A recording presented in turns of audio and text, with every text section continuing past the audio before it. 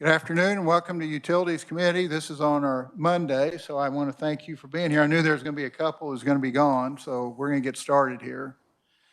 First of all, are there any members on WebEx at this point? No members are online, Mr. Chair. Okay, thank you.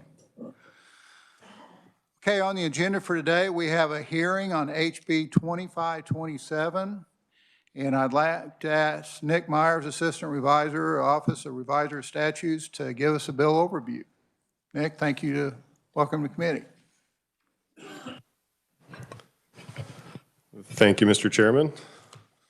Okay, committee. So House Bill 2527, I'll kind of cover some high points of it, and then we'll get into the details in a few minutes of each of those points.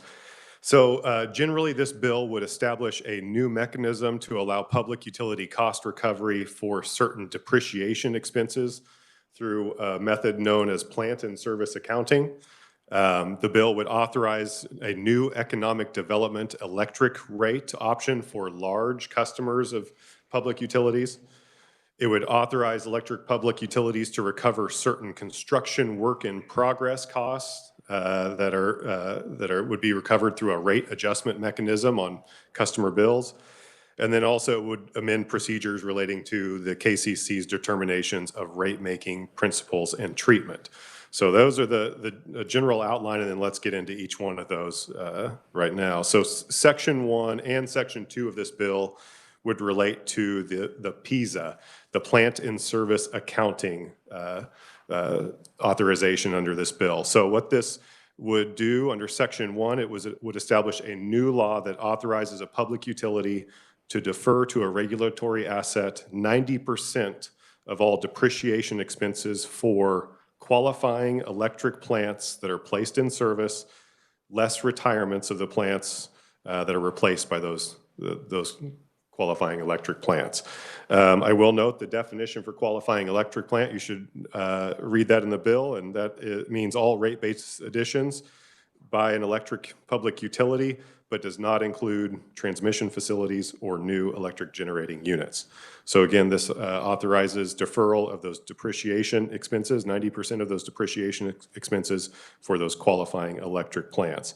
So if a utility is going to do this deferral method, it must elect to do so with the KCC, the commission, and the commission would be authorized to disallow in any investments that are not determined to be prudent by the commission. So these deferred balances would be included in the utility's rate base in the next general rate proceeding, and then recovered in rates through that general rate proceeding. And the recovery would be through a 20-year amortization period.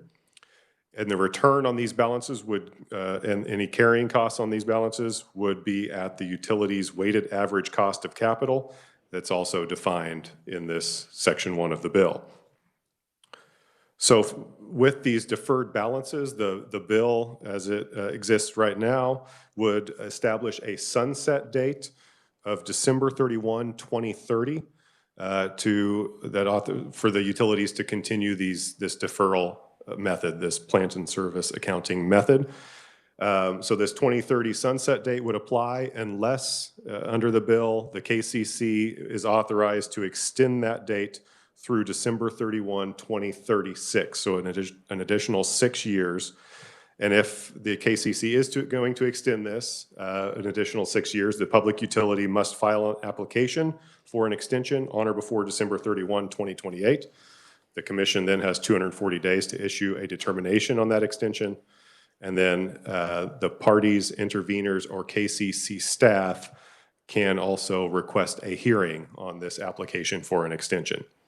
Lastly, in Section 1, there's a subsection that states that this plant and service accounting method shall not be construed to prohibit the KCC from authorizing other similar plant and service and accounting and deferral of depreciation expenses for other rate-based additions that are not included in Section 1. So Section 2 of the bill, as I said, relates to Section 1. This provides an accounting, plant and service accounting cap for the balances that are deferred pursuant to Section 1.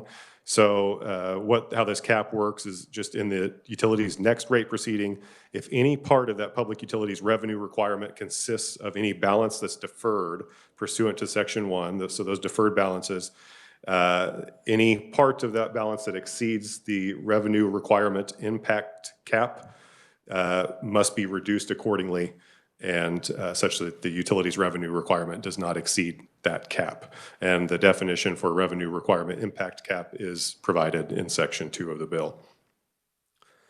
Moving on to Section 3 of the bill, this relates to economic development rates. And as I said before, this amends current law to establish a new 10-year economic development rate option for large utility customers.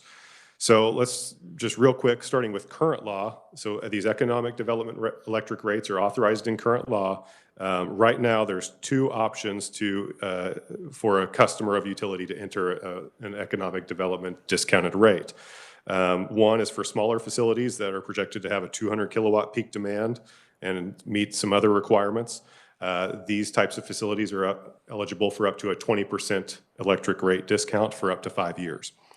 There's a larger facility, EDR, economic development rate, for facilities that have projected to have a 300 kilowatt peak demand and meet other requirements under the bill. And these facilities would be authorized for a 40% economic development rate up to 5 years. What House Bill 2527 would do is it would establish a new economic development electric rate option for very large facilities that are projected to have a 25 megawatt peak demand and also meet the other criteria. And these facilities under this bill would be eligible for a 10-year discount, and the discount would be as follows. So these facilities for the first 5 years would be eligible for a 40% discount, and then for the final 5 years of that discount period would be eligible for a 20% discounted rate. In this section, current law does require a tracking mechanism to track the reductions in revenue that occur due to the economic development electric rates, and then for recovery of those rates through other means, through other ratepayers. This House Bill 2527 would remove those requirements for tracking and recovery amongst other ratepayers. And instead, this bill would, and there's a section in there that would prohibit the inclusion of the reduced levels of revenue caused by those economic development electric rates into the public utilities revenue requirement. So these would not be recovered. These discounts and the lost revenue for them would not be recovered in rates. Again, we have another sunset provision for only this particular very large facility economic development rate, this new one, the 25 megawatt one. Again, this would sunset on December 31, 2030, unless the KCC determines that it should be extended pursuant to an application from a utility to seeking that extension. And again, the public utility has to file by a date certain, and the commission has a certain amount of time to issue a ruling on that determination and may be required to hold a hearing if requested by any party, intervener, or KCC staff. And lastly, committee, getting into Section 4 of the bill. Section 4 does a few different things, but let's start with a big one here. The first one is that this section establishes a rate adjustment mechanism for the construction of gas-fired generation facilities, otherwise known as a construction work in progress surcharge. So this construction work in progress authorization would allow electric public utilities to implement this rate adjustment mechanism on customer bills to recover the amounts of construction work in progress on those new gas-fired generation facilities. The recovery would be at the weighted average cost of capital, and the recovery could not exceed the cost estimate, the definitive cost estimate that's found reasonable by the KCC for that construction activity. The costs, this would be similar to a transmission delivery charge in the sense that these costs would be recovered immediately on customer bills under this rate adjustment mechanism until those costs are then wrapped up into the utilities rate base in a general rate proceeding. Under the bill, no one of these adjustment mechanisms could remain in effect for more than 6 years.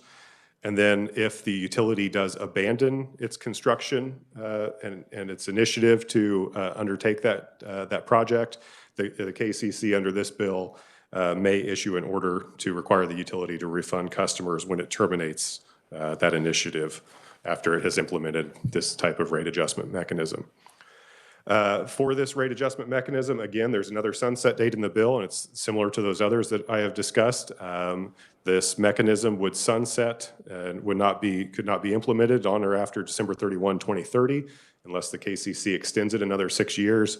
And again, there's a requirement for application filing and timeline for the commission to issue a determination under that proceeding. Last two things in this final section of the bill, Mr. Chair and members of the committee. One thing is the bill would increase the contractual threshold. This is in the section relating to determinations of rate-making principles and treatment by the KCC. So this bill would increase the contractual threshold with which a utility may seek a determination of rate-making principles with respect to power contracts or electric generation facilities. So this threshold would be increased from $5 million contract to a $10 million contract. The last thing, members of the committee, is this bill in this section would extend the KCC's time frame to make a determination for these rate-making principles and treatment from 180 days to 240 days. You all placed this into Senate Bill 455, so it's a provision I think you all are familiar with. And so I'd be happy to, one last thing, Mr. Chairman, the effective date of this bill would be upon publication in the statute book, so July 1, 2024, and I'd be happy to stand for any questions. Okay, thank you, Nick. Very good job. Committee, have any questions for Mr. Myers? Senator Thompson. Always, I'm sorry, thank you, Mr. Chair. On the threshold for contractual threshold, so anything under $10 million, they could not seek a determination of rate-making principles and treatment? So it's for big projects, basically, correct? That's how I read it. That is my understanding with it, but there might be some other, if they are seeking a predetermination of rate-making principles, there may be some other things that are wrapped up in there, not only on a contract, but if they were only seeking a determination of rate-making principles and treatment for that one particular contract, I think the threshold would be increased to $10 million. I'll probably ask the conferees on that just a little bit to make sure I know. Thank you, sir.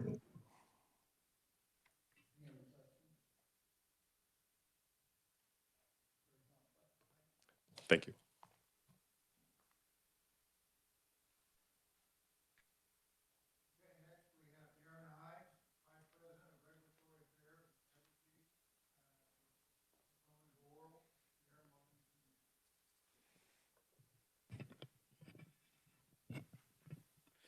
Thank you, Chairman, members of the committee. As mentioned, my name is Darren Ives, and I am the Vice President of Regulatory Affairs for Evergy. I want to thank you for the opportunity to be here in front of you today, speaking in support of House Bill 2527, which was approved 111-8 by the House. I want to be conscious of your time today. I think I did submit 31 slides, so I promise I will not go through the majority of them, but we'll take questions on them if you have any. I do want to focus my remarks on the compromises that were made by many parties while working this bill as we've worked through this session in the Capitol. I'll go to slide 2. For background, over the course of this session,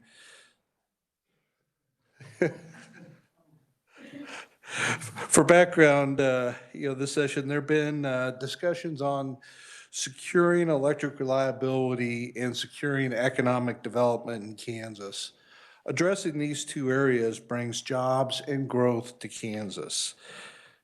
Evergy and the proponents to House Bill 2527 agree that this bill provides tools to address both issues as it addresses some of the needed state policy changes to attract capital investment to Kansas. As originally introduced in the House, there were 4 primary sections to this bill. There was a Section 2 that addressed rate making for capital returns. That section drew opposition from many parties, including the KCC staff, CURB, and others. There were also concerns expressed by opponents to the original bill around consumer protections. Through negotiations over many sessions with at least 10 parties or more at most of those sessions, this compromise bill was reached. As part of the compromise, Section 2, which addressed the rate making for capital returns on investments, was removed in its entirety. The parties did agree that we would get together outside of this legislation and have some working sessions this summer that will be in front of the KCC in order to advance those highly complex rate-making issues. So we are going to continue to work on that just outside the form of this legislation. We also added a number of consumer protections. I'll touch on a few of them throughout, although Nick did a pretty good job of summarizing the sunsets and some of the parameters that were added to the original bill. The point of all of that negotiation and work got us to where the opponents to the original bill now are either neutral or no longer opposed to House Bill 2527 as it's currently written and cleared the House. Briefly, there are 3 core provisions that remain. The plant and service accounting, or PISA, as Nick referred to, addresses that lost depreciation or lost recovery that occurs today on new investments and puts the utilities in Kansas at a disadvantage compared to many of our surrounding peer state utilities in terms of recovery when we invest in the system. Protections added include limiting the application of the PISA to exclude the transmission assets and new generation assets.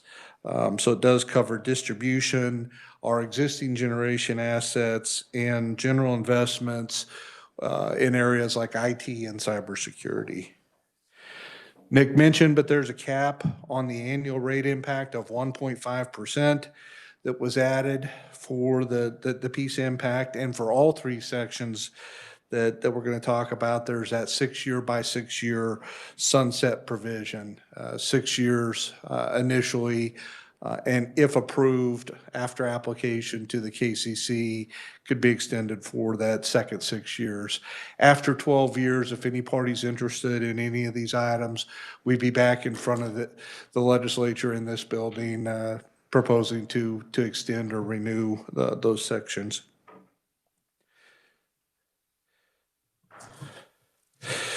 I'd move next to construction work in progress. As Nick mentioned, construction work in progress, it addresses the ability to start through a mechanism recovery of the interest costs associated with construction of a new natural gas-fired generating facility. The effect of a construction work in progress like that lowers the overall cost to customers by allowing customers to start funding that interest earlier. In utility accounting today, if this mechanism weren't in place, we would defer that interest into the asset balance and effectively record interest on interest as we recover the amounts over future years. So this benefits both customers by having an overall lower aggregate cost of the asset, and it benefits us by starting to collect cash earlier to help support our credit metrics during a large-scale generation construction cycle like a natural gas combined cycle unit.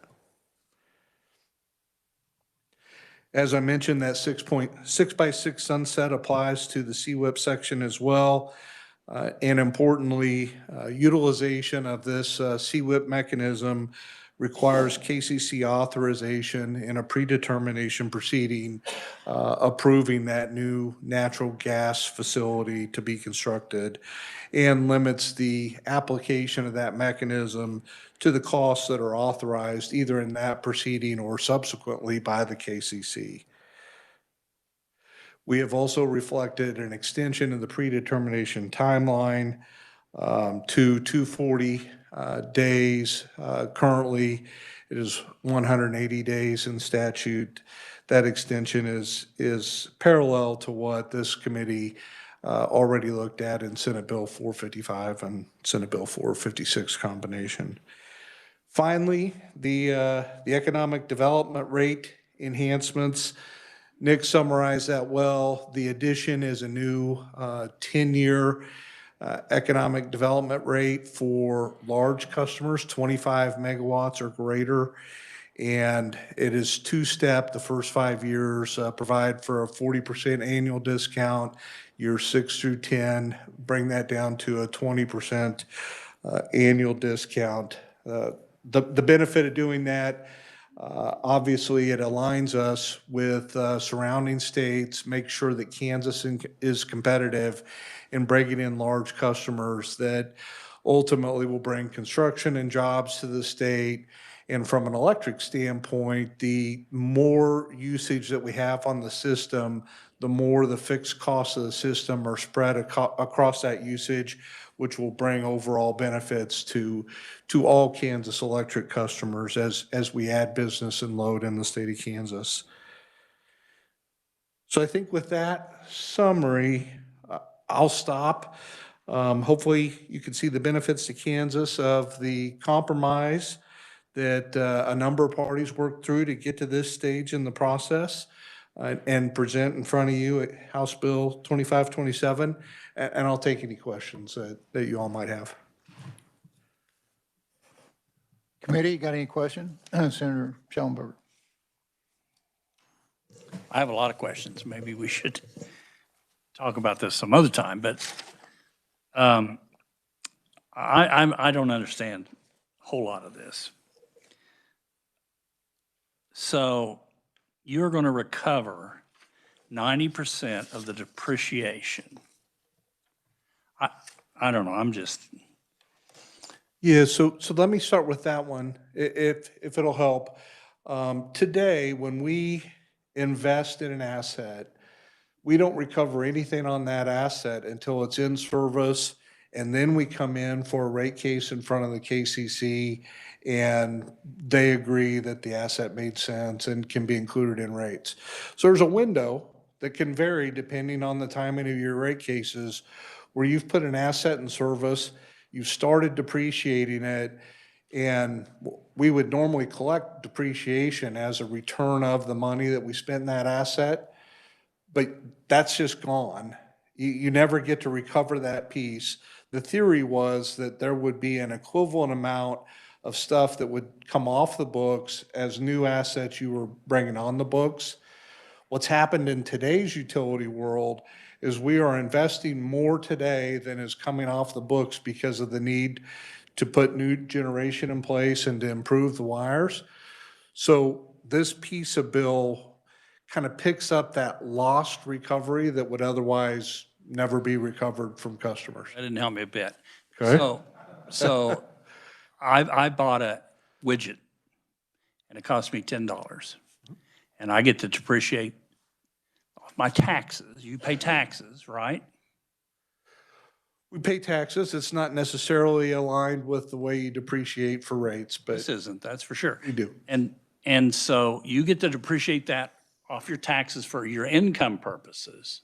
But then I, as a ratepayer, how do I'm paying for it now?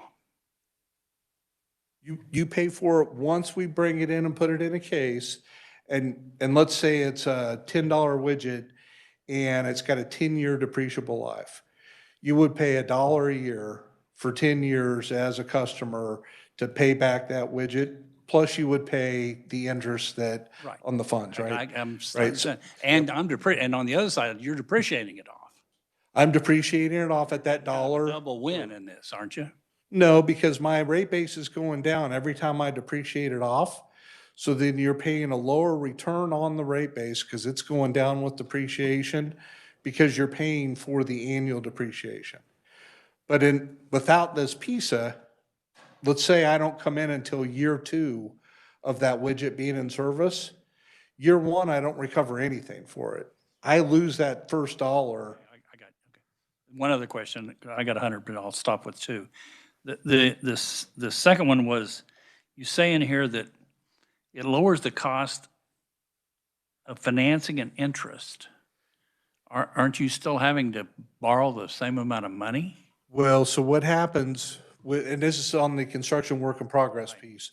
So what happens on that today, if we don't have that mechanism to start recovering that interest during the construction, we wait until it's in and then we bring it in for a case. That interest records to the asset balance itself, grows that balance on top of the actual investment that we made. And each period when we incur more interest, we record interest on interest because it's in the asset balance. So you're saying if we approve this, If you approve it, you will start collecting from the customers the interest expense before you've incurred it. the interest expense before the asset is in rates. We've incurred it because we're constructing it. It takes like 4 years to construct a natural gas combined cycle facility. So you're paying that interest during that construction period versus letting it build for 4 years and then accruing interest on interest during that time and forward. Okay, you can come and see me. Yeah, I'd be happy to. Okay, Senator Francisco. Thank you, Mr. Chair, and thank you for being here. This is probably a question I should have asked the reviser, but I was trying to read some of the bill still. Is there a definition of construction work in progress in the bill? Or is it somewhere else in the statutes? I don't think there's a full definition of construction work in progress. It does talk about some of the parameters and the fact that we can't start it until we're a year into the construction, and then we can only update it twice a year during the construction, and then there's an end of term. We can't take it any longer than 6 years once we start it, or we have to stop. So otherwise, it would be kind of the traditional utility definition of a construction of an asset that we would follow. And part of that will be, we have to get that pre-approved with the KCC in a predetermination proceeding. So they will understand the parameters and the definition of what meets construction work in progress before they approve that mechanism to start. Thank you, Mr. Chair. I just want to make sure it was only addressing the interest, because you could say construction work in progress includes some of the construction. Right. And if we did that, then we wouldn't also want to have this deferral for depreciation expense, because you have both of them allowed within this section. We do, but for the deferral of the depreciation expense, it specifically excludes new generation. So you can't apply both of them to a new generation construction. It's in, on pages 11 and 12. Well, I think what it does probably is it says what it includes, and it includes distribution and, general plant and things like that. But as Nick mentioned, what's really excluded from the definition from a qualifying plant for PISA is new electric generation and transmission assets. And we did that intentionally to separate so that we don't have a chance for a double dip between the construction work in progress piece on the natural gas and the PISA. That was one of the things the parties wanted to be sure we were comfortable with in the compromise work that we did together. Thank you, Mr. Chair. And can you tell me what you mean when you talk about, and I'll try to find this, on page 7, what do you mean by an annual load factor that's reasonably projected to be at least 55% within 2 years? Well, so when you have a customer, they have kind of a peak load, but then what you want to have is a load factor that's high kind of across the 24-hour window so that they are consistently utilizing the system instead of adding cost at one spike peak. So a 55% load factor means that they're running at their load like 55% of the time. And since this is an estimate, does the Kansas Corporate, or the Corporation Commission come back and look at that load factor? Yeah, so it's a floor that they have to meet, they have to be above that. And then we do have to report to make sure that people are continuing to meet that threshold. Not just initially, but over the life of the discount.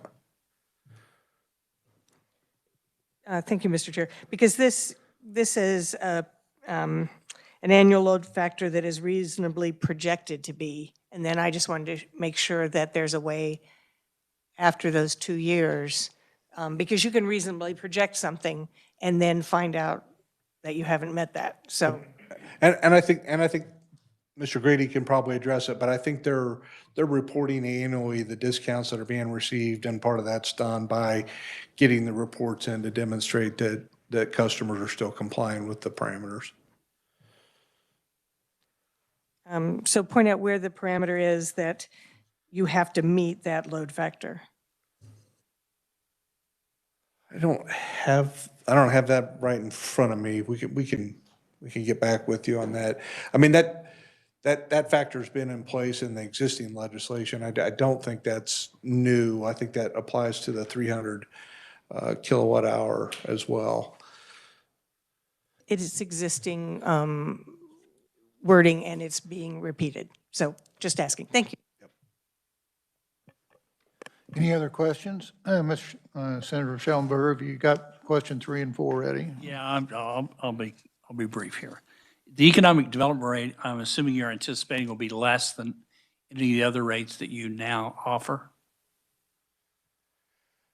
I don't know that. And I asked that question because I'm assuming you Yeah. already offer a discounted rate. Well, so we already offer discounted rates at the 5-year threshold for anybody above 300 at that 40% for 5 years. So the new one really for the 25 megawatt and above is to give a 10-year option to give more certainty for those large investment, large infrastructure type customers. So I don't know that it'll be necessarily a lower rate than the 5-year. It'll just be more extended. Okay, thank you.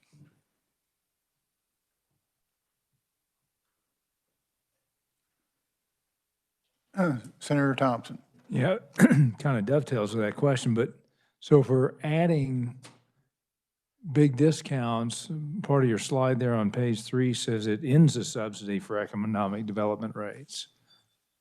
That's right. Help me reconcile that in my head, because we're still giving them deep discount. For the big users, how does that offset for the customer? Yeah, so in the existing legislation, a large customer could come in today, we call them a 25 megawatt customer, and they could get a 40% 5-year economic development rider. Now that 40% is predicated on making sure that it is enough to cover the cost for what we're spending on that customer and provide some level of contribution back to all customers. It's not the full contribution of the standard rate, but it is contributing. In the law today, we take that difference, that 40%, and we defer it. And then when we get to the next rate case, we ask all customers to cover that differential. Excuse me. And then when we get to the rate case, the current law today says, and we also calculate the discount that's moving forward, and we spread that across all customers. We've taken both of those out under the theory that if we've priced it well to cover the incremental cost to serve and provide some benefit to customers, then it's doing its job and there's no impact to Evergy because we're covering the cost to serve and all customers are getting some benefit. So we shouldn't also add on kind of getting them to a standard rate. Yeah. And just real quick, when we're talking about these new gas how much do those things cost?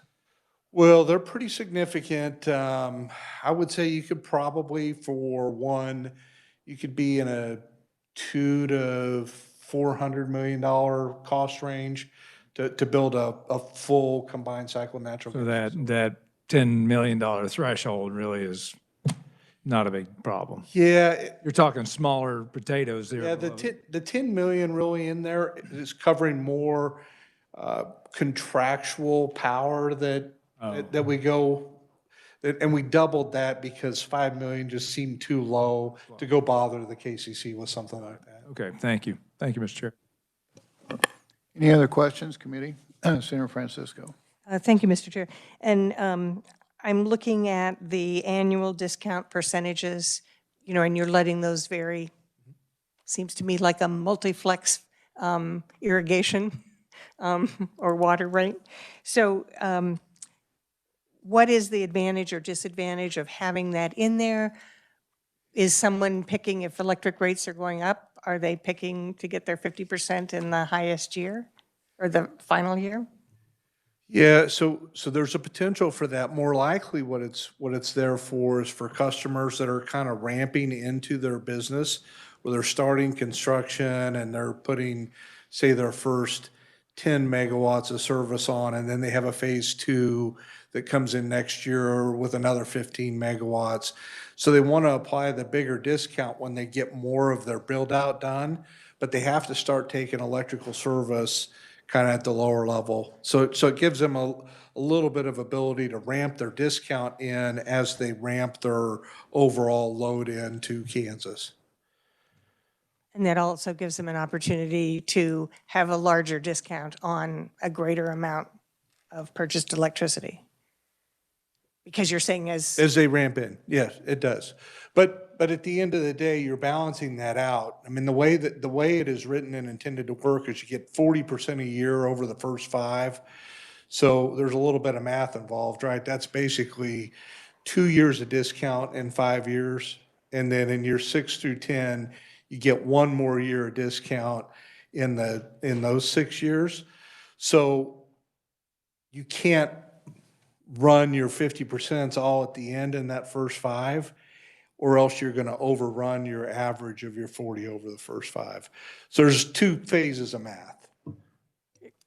I think I understand that. My concern is just that you do have the ability, if you're ramping up or put in a second phase, to get the 50% once you've gotten to that, which is higher than the average. Thank you. Okay, any other questions?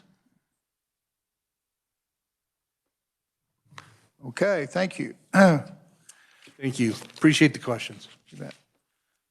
So we have proponents written. You can see there's quite a few of them that you got in your packet there, so you'll have plenty of homework to work on here. Next, we have neutral oral, which we got Justin Grady here, Deputy Director, Kansas Corporation Commission. Justin, welcome to committee. Good afternoon, Chair Fagg, Vice Chair Peterson, Ranking Member Francisco. And my name is Justin Grady. I'm the Deputy Director of the Utilities Division at the KCC. Appreciate the opportunity to be here. So KCC staff is neutral on HB 2527, and the reason that we're neutral on this bill is because we view it as really, it's a well-crafted piece of legislation that's a properly a decision, a policy decision before the legislature. When this bill got a hearing before House Energy and Environment Committee, or Utilities and Telecommunications Committee, we were opposed, and we were opposed because there were several provisions of the bill that we viewed as being inequitable or just too oriented, too tilted towards the utility. But ultimately, we were able to work through those issues as part of a stakeholder session that was convened by Chairman Delperdang of the House Energy Utilities Committee. Ultimately, we view this legislation as a set of trade-offs if you can think of between a little bit higher utility costs versus benefits that utility customers should ultimately receive, like better reliability or a more robust economic development pipeline. So if you think about, for instance, the PISA portion of the legislation, there is a rate cap that's contained within that portion of the legislation. It's capped at 1.5% of retail rates, but the modeling work that we've done shows that customers shouldn't experience higher than a 1% impact on their retail electric bill over the first 6 years of the bill, which covers the sunset provision of the bill. With regard to the economic development rates, while it's true that a lower or a smaller subset of customers will receive a discount on their electric service, if that's done correctly, and we believe that it is done correctly, then ultimately that's going to benefit all customers, because the rate that these customers are paying is in addition to the incremental cost of service to provide service to these customers. And then additionally, with regard to the construction work in progress portion of the bill, while it's true that it won't necessarily be comfortable or popular with all customers, for customers to pay for, contribute to the costs of a construction of a power plant that's not actually providing them service yet, at the end of the day, it will actually result in a lower overall electric rate going into the rate case when the utility comes in for a rate case. And it also should result in fewer rate cases, which are costly and time-consuming for everybody. So with that, I certainly look forward to answering any questions that the committee might have at the appropriate time. Okay, thank you. Committee, got any questions for Justin? San Francisco. Thank you, Mr. Chair. Thank you for being here and your comments. So when we look at the peak demand, so we're doing two things. We're saying you have to have a peak demand, and then we expect you to use 55% of that load.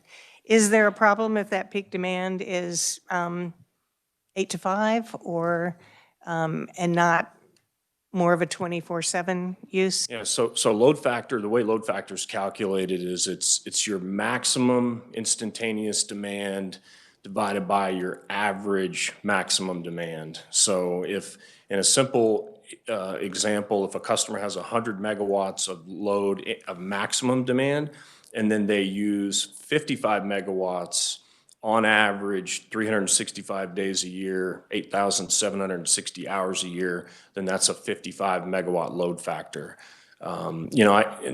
You're right that the standard is that it's reasonably anticipated to be a load factor of 55%. That's very much a matter of an engineering calculation. You can look at the size of a facility and what their electrical needs are, and you can anticipate what their load factor is likely to be. There is not, I would say, an enforcement mechanism that 2 years in, if the load factor is 10%, what do we all do about that? Well, I think, at the end of the day, this is a tariff. This finds its way into a tariff before the KCC. And that's subject to complaint procedures, it's subject to show cause procedures. So I would say that despite the fact that there's not an enforcement provision specifically listed in the bill, that doesn't mean that if somebody is not following, the letter of the law, that we can't come in and step in, take action. I appreciate that, because that was a previous question. But right now, I was just asking about comparing, is 55%, how did we get to that number of the peak load, and how, if your peak is in the summer or if your peak is during the day, is 55% a reasonable amount, or would we consider discounts or should we consider discounts based on that load factor? Because cutting the peak is going to be also a thing that really helps customers. That is a really good question. I do agree with Mr. Ives in that because that 55% load factor is in the existing law, that really wasn't something that we discussed. That wasn't a focus of the stakeholder discussions or the previous hearing before House Utilities. So, I mean, that's a good question.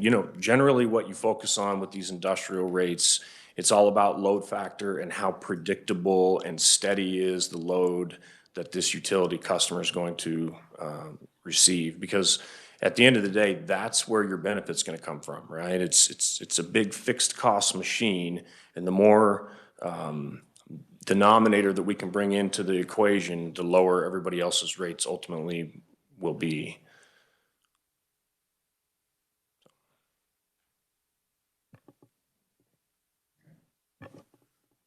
Senator Schellenberger.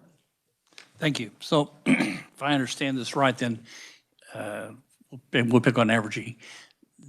They have a cost that they want to get from the customer for the service they're providing.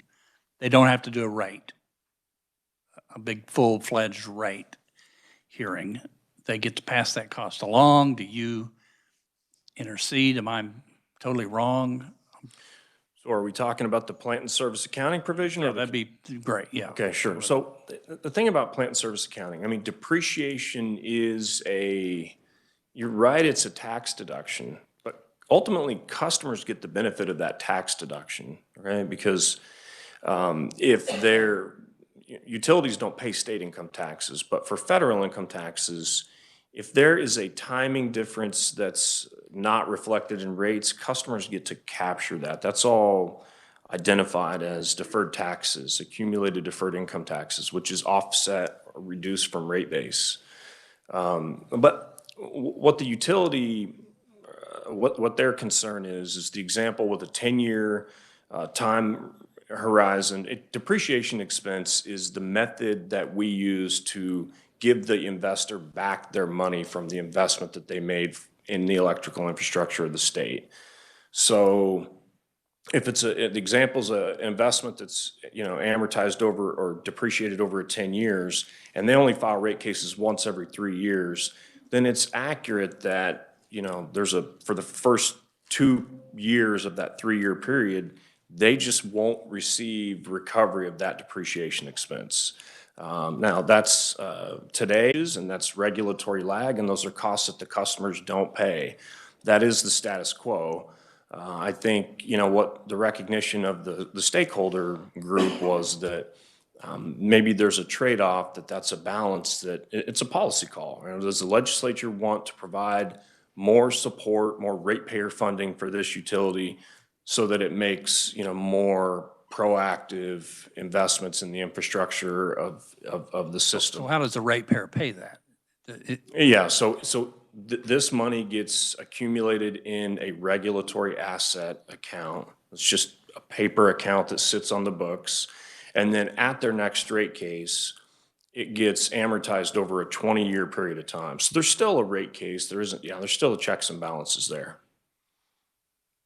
Quickly, the construction work in progress surcharge would be as the utility is constructing a natural gas plant, 4 or 5 years, every 6 months, they bring us an application that says this is how much we've constructed, and here is the interest cost, the weighted average cost of capital associated with that. And customers pay that today. Instead of deferring those balances and letting them accumulate over time, it's really not much different than paying the interest expense on your student loan or your mortgage on a timely fashion instead of deferring it to the end. So does that show on my bill as a surcharge? Is it?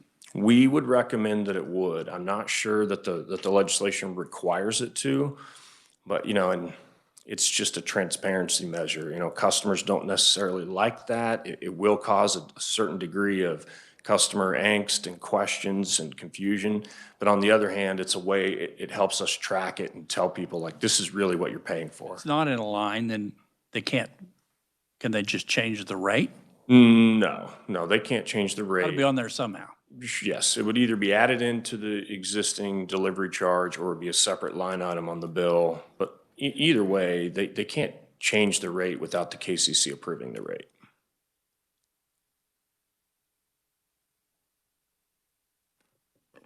You got any other questions? Okay, thank you, Justin. Thank you. Good job. Next, we have a neutral oral by Paul Snyder, a lobbyist for Kansas Industrial Consumers Group in Kansas for lower electric rates. Welcome to committee. Good morning, committee. Paul Snyder with Kansans for Lower Electric Rates.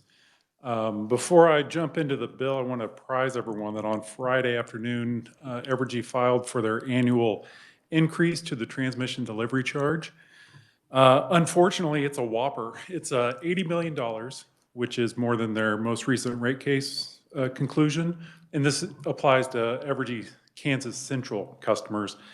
It'll be, if there is an increase, it'll be substantially smaller for Evergy Metro customers. So that is definitely disappointing. I would note that last year's House Bill 2225 dealing with the transmission delivery charge, the restructuring in that cut about $10 million off of this year's increase. Otherwise, it would have been $90 million. So keep up the good work in looking at ways that we can augment and change the TDC to be more consumer friendly, because right now we don't believe it is. So with regard to House Bill 2527, our group is neutral. We, I think it's been noted, participated in all these stakeholder discussions. This bill, when it was first filed, was not the same legislation you see before you. It was a very bad bill, and luckily, with a lot of work, got to where it's something that we can be neutral on. We are specifically neutral on the plant and service accounting sections 1 and 2. I think both Mr. Ives and Mr. Grady kind of went through how that worked, but happy to answer questions if you do have questions. We remain unconvinced it really does anything more than helps Evergy shareholders. And I don't know that that's an appropriate thing, certainly not something that we could support. That said, we do want Evergy to be successful and want customers to be connected in a timely manner when they need to be connected. Evergy and a lot of their stakeholder supporters believe that PISA will help them in that regard. So we are giving them the benefit of the doubt, but we're not thrilled with that section. We do support sections 3 and 4. Section 3 deals with the economic development rates, the discounts that can be offered. We supported the initial bill and support this version as well. We do think anytime you can add a large customer, that's going to put positive pressure on rates, meaning that it will spread those costs out to more people and ultimately put downward pressure on rates. When Evergy filed this bill, they talked about how they eliminated the tracker, allowing them to track the discounts and recover from customers, and then through this negotiation also achieved add a different section that makes sure that customers will never pay for any of these costs. I do have an amendment in my testimony I draw your attention to that simply moves up. So again, part of this bill is that customers will no longer be charged for economic development rate cost, but that doesn't go into effect under the current version until after their next rate case. We want that to go into effect July 1 with the rest of the bill. So that's what this amendment that's attached to my testimony does. That amendment has been approved by Evergy and the KCC and CURB and other stakeholders. Finally, on construction work in progress, we do believe that is beneficial to customers and that it will provide rate savings over time. It's a less costly way of paying for a large investment like that. Mr. Ives mentioned this also includes a portion of a bill that we filed in the House, HB 2527, that extended the regulatory timeframe for predetermination filings. We think that's customer friendly. And then also there's an agreement that the KCC will have some sort of proceeding before next session to look at adding a time of use rate for large industrial customers before next session. So currently large customers do not have a time of use rate available to them the way that small commercial and residential customers too do today. So with that, I would like to thank Evergy. I think through this process, they acted in a very positive manner. Also thank the KCC and CURB and the Kansas Chamber and the Sierra Club and AARP. And again, we are neutral, so we'll just be watching closely as this bill goes through the process to make sure that these customer-focused tenets of the bill are not impacted. And happy to answer any questions. We have one burning question. We've got one more neutral. Senator Francisco. Thank you. I'd be interested in, if not answering this question now, a response or help me in understanding time of use. And would that be layered on top of the discounts, or just averaging that cost over the time of day? Sure, I'll provide an answer for you offline. Thank you. Okay, Paul, thank you very much. Okay, David, you got about 3 minutes there. This is David Nickel. He's Consumer Council, Citizens Utility Ratepayer Board. Welcome, committee. Mr. Chair and members of the State Utility Commission Committee, my name is David Nickel. I'm Consumer Counsel with the CURB. We filed neutral testimony concerning this House bill. We'll stand on that testimony. I just wanted to highlight very quickly our primary reason for being neutral in this bill. One of the good things that come out of this bill is, as Mr. Ives testified, there's an avenue by which we're going to start to talk about the regulatory construct that we have and try to make that better fit the economic and regulatory issues that we're facing. We're at or nearly approaching an inflection point with regard to our regulation of electric utilities due to economic circumstances that are very dynamic and consequently regulatory concepts that need to be equally dynamic. This will give us an avenue to and every state is facing this same problem. And I will state, as I've stated before this committee, Kansas stands at the top of the game, in my opinion, as to being consumer-oriented in terms of regulation. But every system can be improved. We think this is an opportunity to improve our system, to have a meeting of the stakeholders, to come together to provide a more meaningful regulation, given the dynamic circumstances that we face. We're glad to be part of that, and we appreciate the opportunity to be part of the negotiation to make this bill better than when it was first introduced. And with that, I'll stand for any question. I do have one other thing to say, because this is probably my last opportunity to be before this committee this year. I want to thank the committee for its hard work in meeting the public interest, your admiration of CURB and myself personally for the job that you do delicately balancing all the public interests considering utility bills should not go unspoken. So thank you very much, and I'll stand for questions if there are any. Committee, have got any questions for David? Senator Francisco. It should be quick. Do you think it would be important to have the some of these charges show on the bill? Yes. Thank you. Thank you. Any other questions? Okay, thank you, David. Okay, we have a neutral written from Zach Pastora, lobbyist from Kansas Sierra Club, that would be in your packet. Is there any other proponents that would like to speak at this time?